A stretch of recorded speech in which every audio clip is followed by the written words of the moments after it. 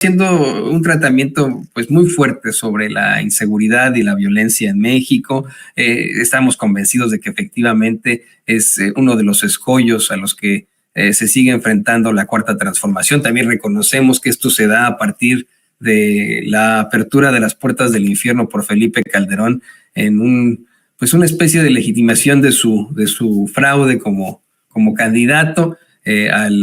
Pues supuestamente declarar la guerra al narcotráfico, algo que se determinó después no era una realidad, más bien era un narcogobierno. Y hoy surge una pregunta que el queridísimo César Gutiérrez Priego hace en La Silla Rota, en su columna: ¿por qué no se acaba la inseguridad? Déjeme darle la bienvenida a este gran amigo de Sin Censura, nuestro gran compañero abogado, especialista en Derecho Penal, Derecho Militar y Seguridad Nacional, César Gutiérrez Priego. ¿Cómo estás, querido César? Bienvenido a Sin Censura.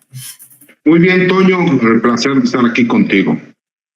Un placer también acá, desde acá. Y efectivamente, yo, mira, lo que siempre planteo es que para conseguir algún tipo de avance en seguridad, tenemos que hablar de un esfuerzo generacional.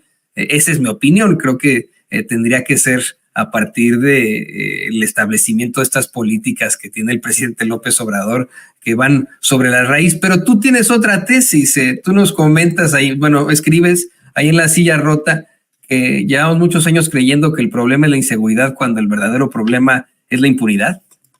Sí, y la verdad es que lo sostengo así, Toño, porque toda aquella persona, esto es como un hijo, ¿no?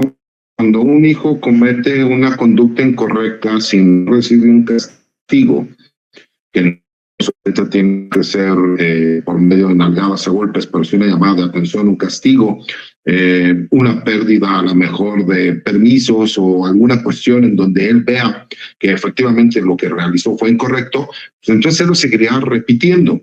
¿Qué es lo que yo veo aquí? Que no solo es el problema de seguridad el que la prevención del delito no se lleva a cabo como tal. En México estamos acostumbrados no a prevenir delitos, sino a perseguir delitos, que esa no es la función de la seguridad pública, sino de las policías de investigación, en este caso de los órganos de investigación como las fiscalías. ¿Y qué es lo que pasa cuando nosotros vemos que se cometen todos los días delitos en la calle y que estos delitos no son castigados? Pues obviamente con la impunidad. ¿Por qué? Porque es como el que llega y va formado en una fila para dar la vuelta a la derecha, a la izquierda, donde tú quieras, y llega otra persona y se mete, y se dan cuenta que no pasa nada porque se termina metiendo. Entonces los demás dicen, ¿para qué hago una fila? Pues si yo puedo llegar y meter, ¿no? Lo mismo pasa con aquel que no paga impuestos, lo mismo pasa con aquel que no respeta las reglas. Si nosotros no vemos que existe un castigo, forzosamente, pues obviamente esas conductas son repetitivas. ¿Y qué es a lo que voy con esto? Para nosotros lo más fácil es decir, falla la seguridad pública, fallan las fiscalías, el Poder Judicial es corrupto, pero el problema es que no vemos que es todo un sistema que tiene que ir en conjunto y que si no funciona como tal el sistema, pues por supuesto que estamos condenados al fracaso. Y más porque nosotros recibimos o adoptamos un sistema jurídico que viene de los países sajones, en donde lo que se busca es el respeto y respecto a los derechos humanos, pero también que sea privilegiada la justicia sobre la legalidad. Y en México, cuando nosotros no tenemos jurados que sean los que decidan en cuanto a un juicio del orden criminal, pues entonces se acabó la justicia y única y exclusivamente opera la legalidad. ¿Dónde viene el problema en cuanto a la legalidad? Que seguimos sin entender todos estos órganos que tiene la autoridad para poder realizar investigaciones, hacer trabajo y todo lo demás. Donde seguimos viendo que las policías no tienen la capacidad para hacerle frente a determinados grupos criminales y que a su vez necesitamos autoridades como la Guardia Nacional, el Ejército o la Marina para que puedan hacerle frente, pero que incluso en nuestro mismo sistema jurídico no viene regulado el hecho de que ellos puedan participar como tal o que muchas de las investigaciones que realizan son ilegales. Entonces, cuando nosotros nos damos cuenta de ese problema, si la delincuencia de cualquier nivel, no solo la organizada, sino el delincuente, incluso el infractor de leyes no es castigado, pues por supuesto que lo que hace es que la sociedad quiera seguirlo repitiendo. Cuando hablamos nosotros de abrazos no balazos, que se ha pervertido la frase que dicen, sí, claro, es que hay que darles abrazos a los delincuentes y bla, bla, bla, que todos hemos escuchado, esas famosas nado sincronizado por parte de los opositores a este gobierno. Lo que no entienden es que los abrazos es a los jóvenes y no balazos, como lo que sucedía en el sexenio de Felipe Calderón, en donde se terminaba asesinando jóvenes que no tenían absolutamente nada que ver con estos grupos criminales y que lo que se les denominaba era como daños colaterales, ¿no? Entonces es tratar de que irnos al problema de raíz, que es que la juventud tenga oportunidades y que no nada más sea el drogarse, el pertenecer a un grupo criminal, etcétera, etcétera, etcétera. Pero que viene generado también por muchos años de haber consumido una narcocultura, desde el corrido, las narcoseries, el hacer creer o vender, ¿no?, al narcotraficante como si fuera un héroe. Y por supuesto que empezamos a tener una serie de antivalores que lo que genera es, ¿no?, el famoso el que no tranza no avanza. Prefiero vivir 2 años como rey que 20 años como mendigo. Entonces creo que es un problema mucho más complicado, mi querido Toño, que no se ha querido ver y que desafortunadamente en este momento el tema de la seguridad pública está politizado, ¿no? Vimos lo que pasó en el estado de Jalisco, cerca de Michoacán, en donde un cártel de las drogas, como el cártel Jalisco Nueva Generación, utilizó, ¿no?, granadas de tierra para que vehículos del ejército mexicano no pudieran ingresar a ciertas zonas del estado. Entonces, cuando nosotros vemos una situación de ese estilo, pues significa que el empoderamiento de los grupos criminales es de tal manera en que saben que van a seguir impunes en cuanto a esta situación, porque incluso no tenemos nosotros la forma en que se pudiera realizar una investigación como tal, porque yo quiero ver que mandemos a los agentes del Ministerio Público que realicen los dictámenes que por ley se necesitan y que por supuesto pues estarán en riesgo, tendrán que estar en una zona de riesgo, como el hecho de que existan minas terrestres para que los vehículos militares no puedan entrar. Entonces creo que tendríamos que entrar en el tema, pero entrar en el tema en serio.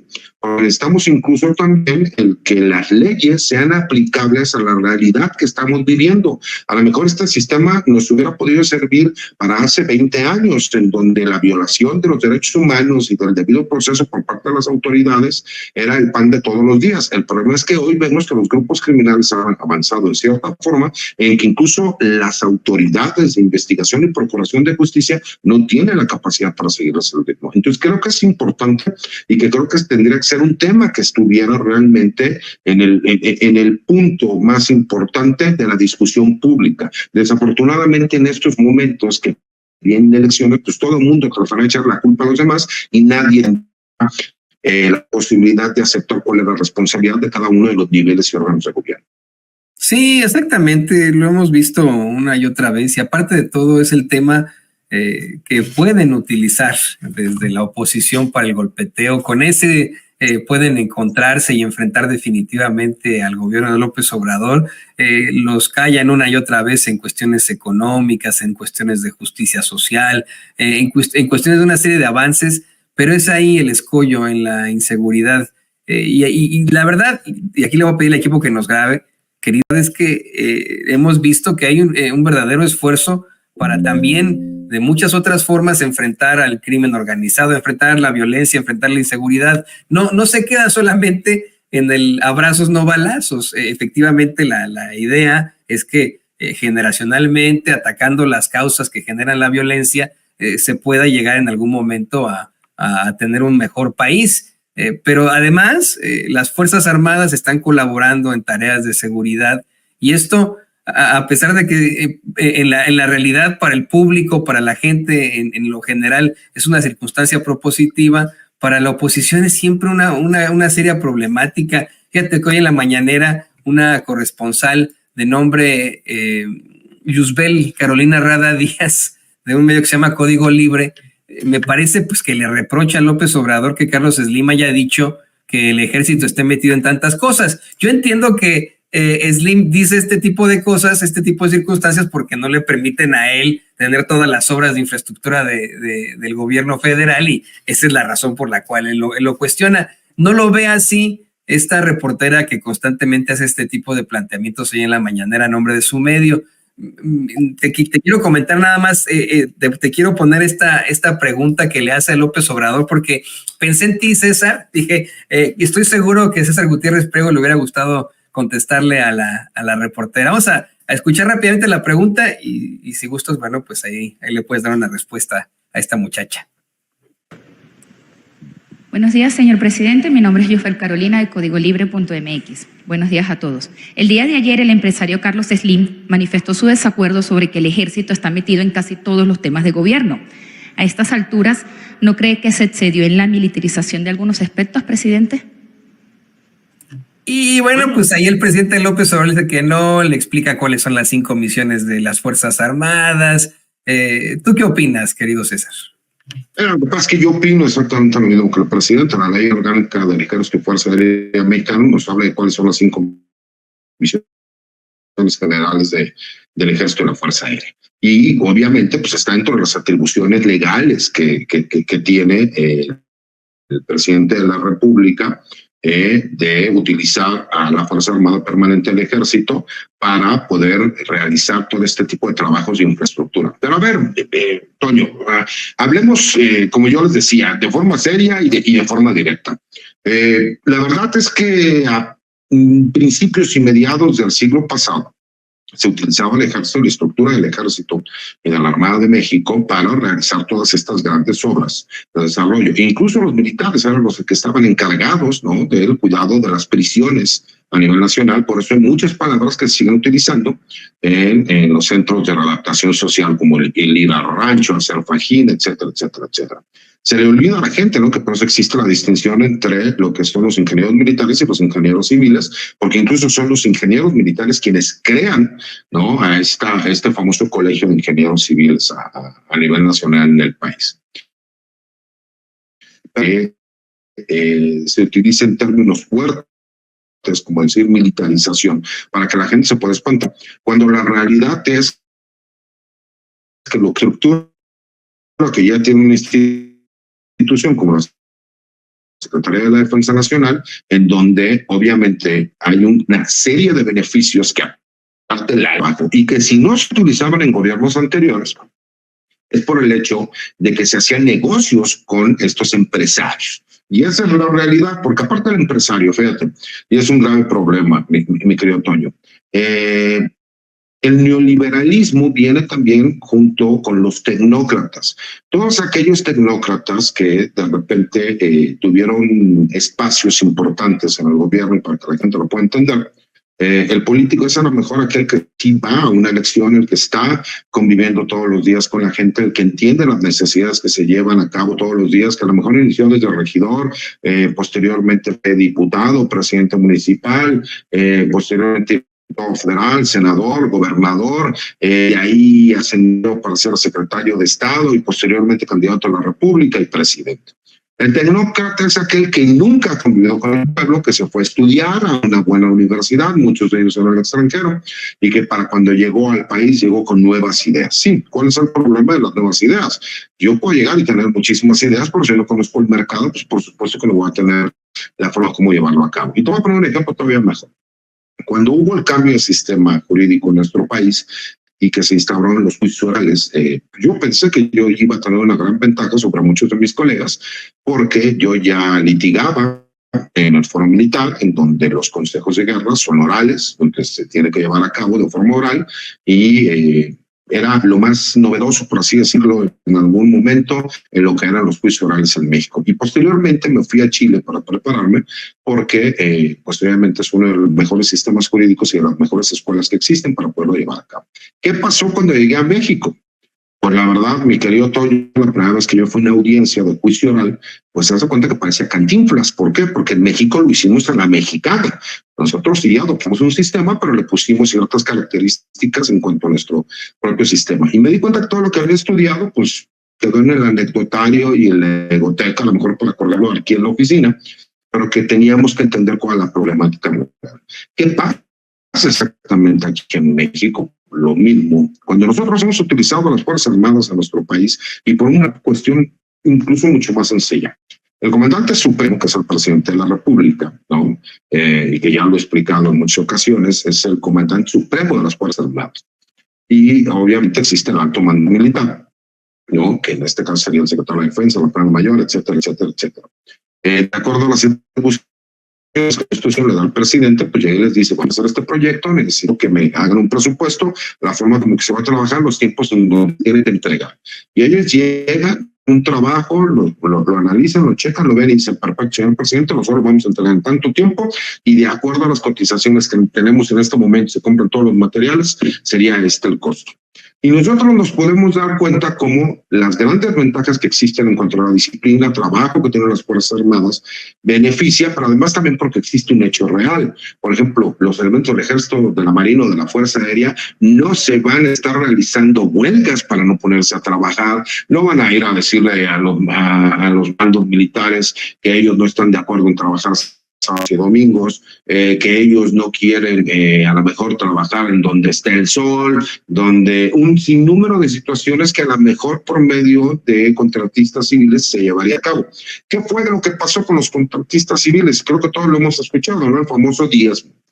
Y a lo mejor en los 50, 60, 70, no, 80, pues a lo mejor el gobierno así trabajaba, ¿no? Daban un presupuesto, había 10 pesos y un peso era para a lo mejor funcionario público que autorizaba la obra. Se terminaba haciendo una obra, la cual era de beneficio para el país, y él decía, bueno, yo ya me gano una lana, que pues, por supuesto que eso es corrupción, pero el problema es que esto fue evolucionando, porque cuando llegaron los tecnócratas, pues, que dijeron, bueno, en vez de que digamos que va a ser el diezmo, vamos a poner algo que costaba 10 pesos, pero ahora lo vamos a poner en 20, ¿no? Entonces así siguieron trabajando un rato. ¿Dónde termina este problema? Pues cuando empiezan todos estos cambios de gobierno en donde se convierte el PRIAN, ¿no? Porque bien lo decía el compañero anterior, no nos hagamos tontos, pues el candidato de Ernesto Zedillo era Vicente Fox, así como el candidato de Felipe Calderón era Enrique Peña Nieto, ¿no? Pues esa es la realidad de lo que sucedió en el país. Pues cuando tú llegabas y decías, vamos a construir algo que cuesta 10 pesos, pero ¿qué te parece si le ponemos que vale 1,000 para que yo me quede con 500 pesos y tú te quedas con 500 pesos? Oye, pero vamos a decir que el presupuesto se salió de control porque los precios cambiaron respecto a lo que nosotros habíamos proyectado hace un año, entonces ya no costó 1,000, ya costó 10,000. Pero si quieres que tengamos todavía más ganancias, nada más haz la fachada, una barda, por ejemplo, de una refinería, y nosotros decimos que ya está llevando a cabo como tal y no construimos nada. Entonces, algo que iba a costar 10 pesos terminó costando 10,000 pesos y además no se construyó. Ese es el grave problema de lo que estuvo pasando con todos los gobiernos neoliberales, que por supuesto que viene la crítica respecto a que como no pueden meterle mano al presupuesto y vemos que el ejército, que la marina, realizan el mismo trabajo con menores costos, en mejores tiempos, con la disciplina que tienen y que además lo hacen con honestidad para que el presidente de la República y a su vez el pueblo de México tengan el beneficio, porque lo podemos ver todos los días. Recordemos cuál era el comentario, Toño. Es imposible que terminen todas las obras que hizo el presidente. Pues ya están todas las obras terminadas, ¿no? Y este año será de estar inaugurando todo lo demás. Entonces, por supuesto que eso causa molestia, porque recordemos, y es algo que es imposible y que la gente sigue sin entender, ¿cómo es posible que los políticos en México terminen siendo multimillonarios cuando sus sueldos no dan para que sean multimillonarios, ¿no? Entonces creo que es obligación de nosotros, que venimos de una generación o un par de generaciones anteriores, explicarle a todos los jóvenes mexicanos cómo eran las cosas en el país y cuál es la importancia del cambio que estamos viviendo, ¿no? Y creo que es obligación de nosotros y es una necesidad que tenemos de estar en la conversación pública, de explicar qué es lo que sucedía, cómo sucedía, cuál es la realidad, cuáles son las mentiras y cómo no han entendido que utilizar términos como militarización al principio espantaban a la gente, pero ahora la gente incluso no lo ve mal, aunque el término está malmente aplicado, porque para que la gente lo pueda entender, militarización sería que nos aplicaran las leyes y reglamentos y la disciplina militar a toda la sociedad mexicana. Y lo que más bien hemos estado viendo es una policiación de las Fuerzas Armadas, porque aparte es un fenómeno que se está dando a nivel mundial, o por lo menos regional en América Latina, ¿no? Entonces, y en algunas partes de Europa y Asia. Entonces, creo que eso es importante que nosotros, como especialistas en ciertos temas, porque tampoco somos todólogos, aportemos a la conversación pública y que alcemos la voz y digamos las cosas como son, de forma abierta, clara y valiente. Oye, hablando de esos políticos que no tienen lanas, que pues no tienen nada que ver con sus salarios, muchos de ellos fueron al Supertazón, al Super Bowl, que tú y yo hubiéramos querido ir, y qué barbaridad, ¿no? Hay boletos, ayer estaba viendo que hubo boletos hasta de $77,000, imagínate. Pero bueno, algo que no podrían pagar ni con un buen de ahorros que hicieran ahí de sus salarios. Ya para cerrar, César, no quiero quitarte más tu tiempo, pero este es un tema muy, muy importante que iniciamos con la mesa de análisis hace unos momentos, pero que de lo que tú eres experto. Hoy el presidente López Obrador volvió a mencionar el caso Colosio e hizo una triangulación muy interesante, ¿no? Habló de cómo es que, pues efectivamente, nunca se pudo pensar en la versión del asesino solitario, era algo ridículo, cómo es que la familia de Mario Aburto pidió a la Comisión Nacional de los Derechos Humanos pudieran de alguna u otra forma intervenir para pensar también en la versión del segundo asesino. Esto pues ya se determina de buenas a primeras desde hace un par de semanas. Se habla de este segundo tirador que ha sido exhibido, por cierto, por tantas investigaciones periodísticas con todo el rigor. Hay una serie de asegúnes, pero aquí lo que llama mucho la atención es el triángulo Carlos Salinas de Gortari, Genaro García Luna, Raimundo Rivapalacio. Hoy el presidente reconoce que hace un par de meses le planteaba por ahí Rivapayaso que iba a haber alguna especie de persecución a Salinas de Gortari, pues iban a regresar el caso Colosio, y que él hasta lo cuestionaba, que no tenía ni idea de este tipo de circunstancias. Dice, bueno, se cumplió porque este sujeto es uno de los más cercanos en estos sótanos del poder. Una y otra vez, el queridísimo Francisco Paco Cruz, con quien nos estaremos enlazando en unos momentos más, nos ha señalado cómo es que siempre se ha considerado a Raimundo Rivapalacio como el vocero de Genaro García Luna, y además es el hombre que en su momento fue el director de la extinta Notimex, pero en el sexenio de Carlos Salinas de Gortari. ¿Qué opinas de todo esto, querido César? Mira, a mí me gusta hablar de los temas que yo conozco y que puedo comprobar. La verdad es que lo que yo te puedo decir es que Raimundo Rivapalacio siempre ha estado cerca del poder. Eso lo tenemos más que obvio, lo tenemos reconocido.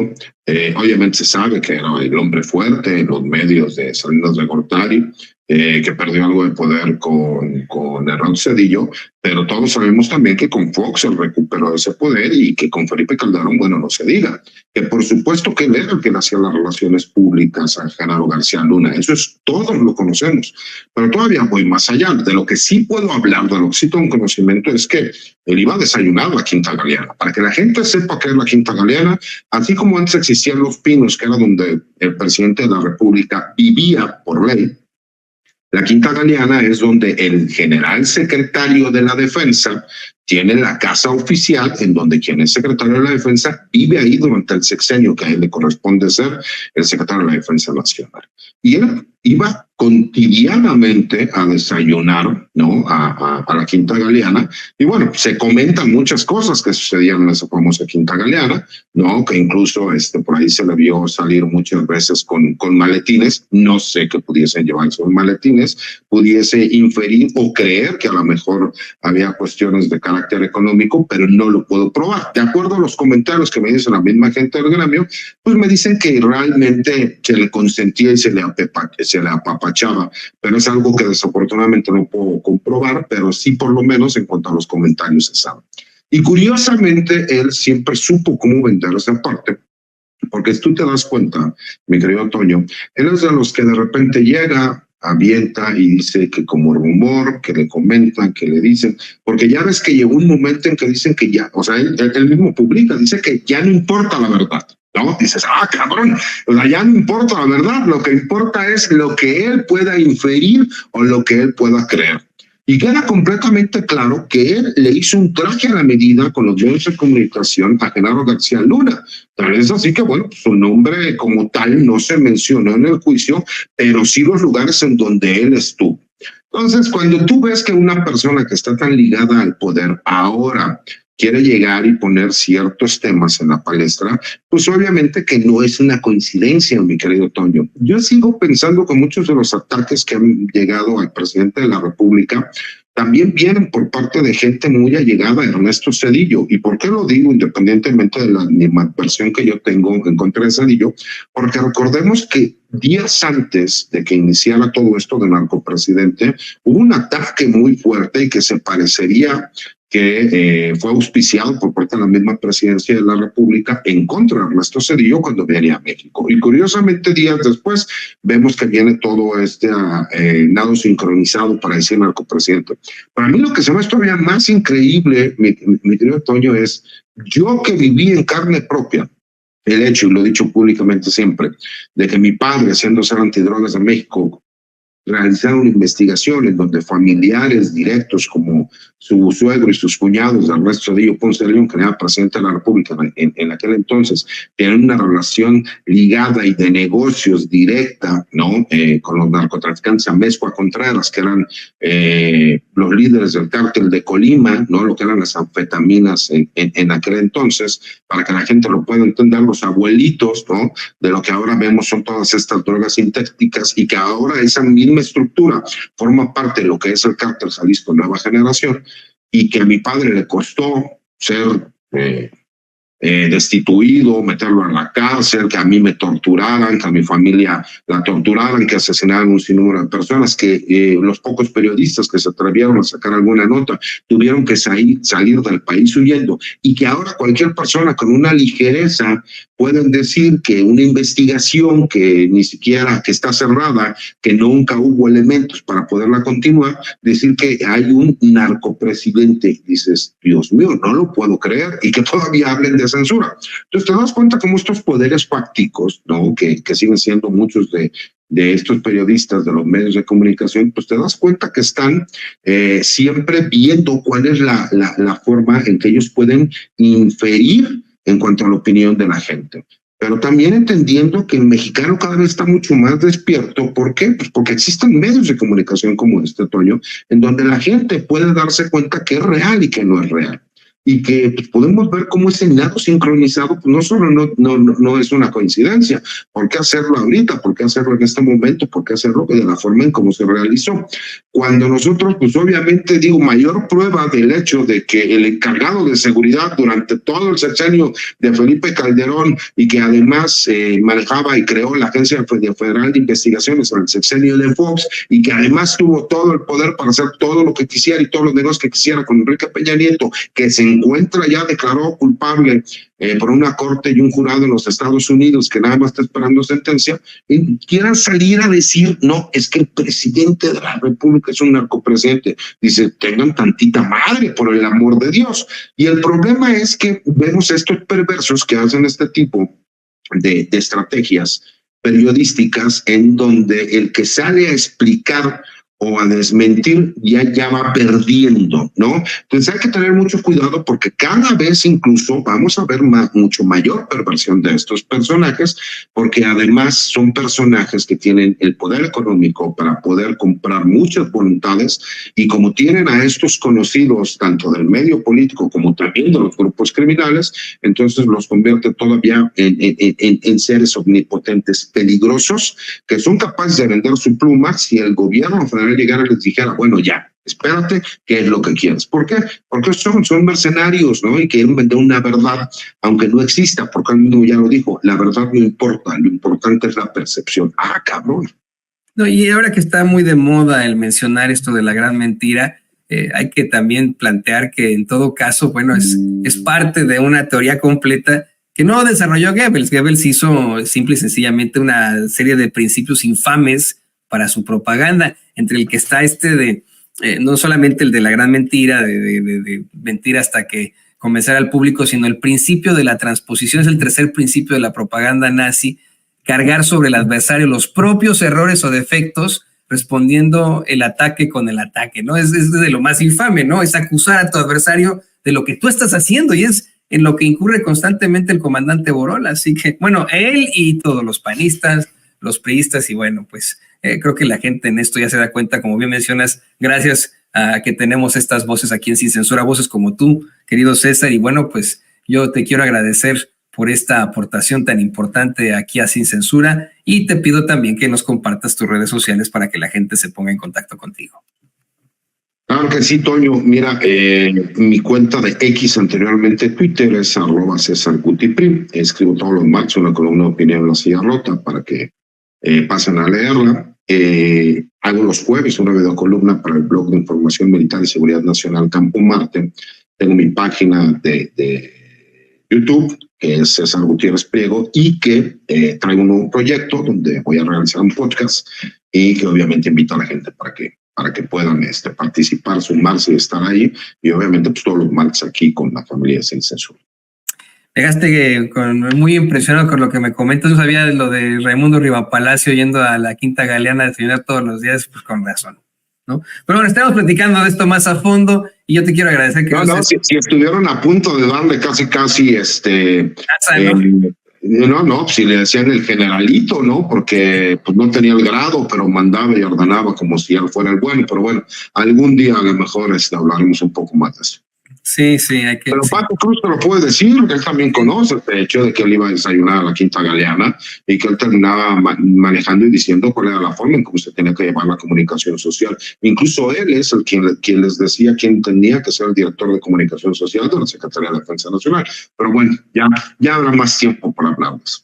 Para revelar todo esto respecto a Raimundo Rivapalacio, pues querido César, te mando un gran abrazo. Ahí tiene usted a nuestro queridísimo colaborador, amigo, el abogado especialista en Derecho Penal, Derecho Militar y Seguridad Nacional, César Gutiérrez Priego.